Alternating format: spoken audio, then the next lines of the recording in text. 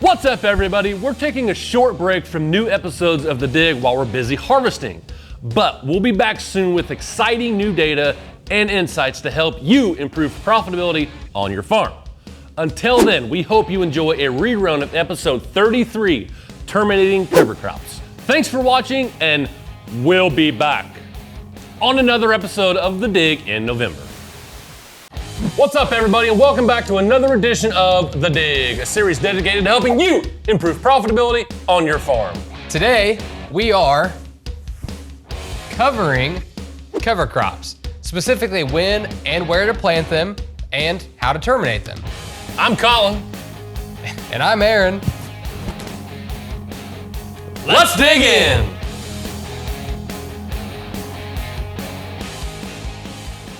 Many farmers are using cover crops as part of their crop management plans in light of their relatively low cost and the ability to produce high amounts of biomass above and below ground.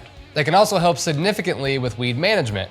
In fact, Beck's practical farm research data suggests that 60 to 90 pounds of cereal rye can effectively suppress water hemp compared to an untreated check of no cereal rye. Equipment may be the largest determining factor in how and when you should seed. In most cases, cover crops are drilled or broadcast following a cash crop harvest.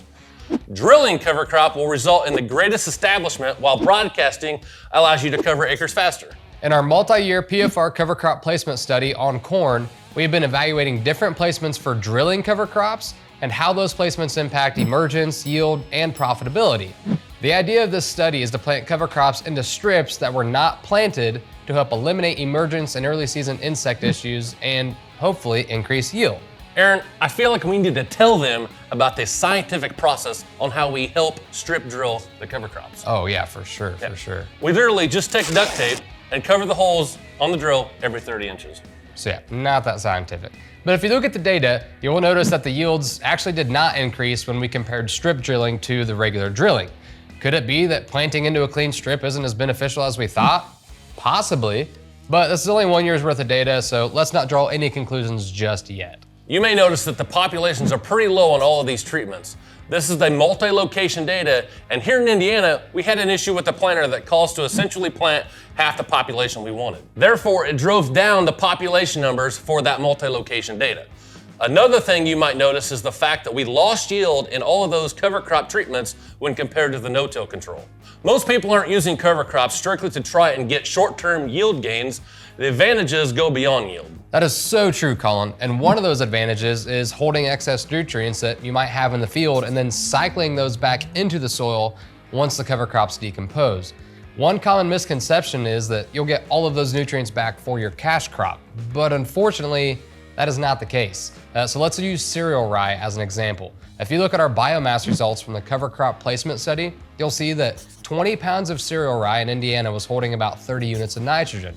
But we'll only get about 10% of that nitrogen in time for the cash crop to use. The rest of it will come in too late in the season, but it will still be used by the soil biology. If you want to maximize nitrogen availability to your cash crop, consider using an overwintering legume like clover. In that same cover crop placement study, the 7 pounds of crimson clover had just over 100 units of nitrogen available. And you're going to get a higher percentage of that nitrogen available to your cash crop because the clover residue breaks down much quicker than the rye. When it comes to termination, sometimes you may struggle to terminate on time. In some cases, the cover crop will persist into the growing season and actually become detrimental to your cash crop's yield. How and when you should kill your cover crop will be dependent on cover crop species, the goal of cover cropping, whether the cover crop will be used in the spring for forage, weed pressure, and species, and the preceding cash crop. When looking to terminate a cover crop like cereal rye, there are a few options to achieve your final goals. Roller crimpers and herbicides are going to be the most popular options. Roller crimpers are an effective way to kill cereal cover crops if that cereal crop has already moved to the reproductive stage. When utilized in front of the planter, it lays the cover crop over and creates a nice organic mat that can suppress weeds that would normally compete with the cash crop for nutrients, water, and sunlight. Herbicides are also highly effective for cover crop termination, but when choosing your products, it is important to consider cover crop species, the growth stage, other weeds that you may be controlled, and weather conditions. Glyphosate, a non-selective systemic herbicide, is commonly used to terminate both grass and broadleaf cover crops. The keys to terminating cereal rye with a herbicide are terminating when a cover crop is actively growing, spray 10 to 14 days ahead of planting your cash crop, and use a full rate of glyphosate and the correct amount of AMS. Man, all this talk about termination, it just makes me think about like the Terminator, you know? Give me your best Terminator impression. All right, here we go. Get to the chopper! We have cover crops to terminate! Yes, nicely done. Thank you. Nicely done.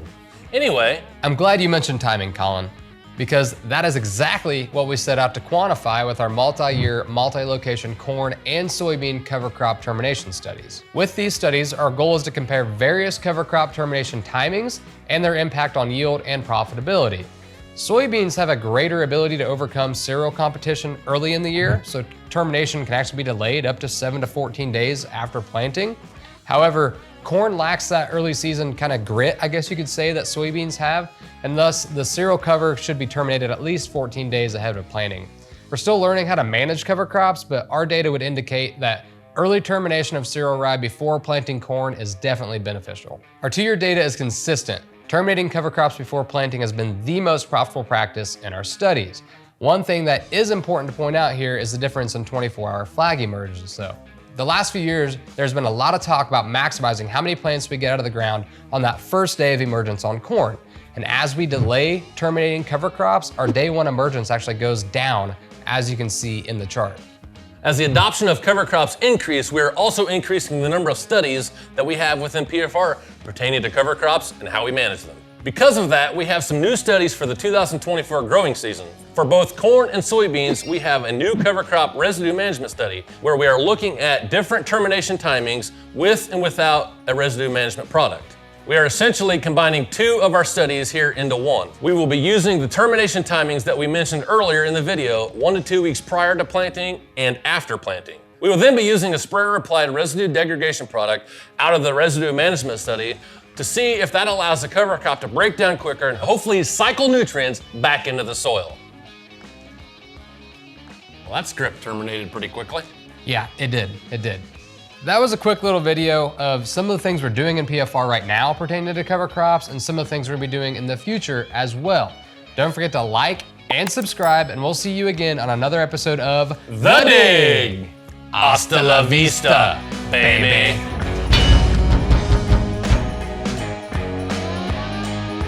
Back into the spot quicker! Okay, every time I talk on every one of these videos, I see just like a yard sprayer. yards.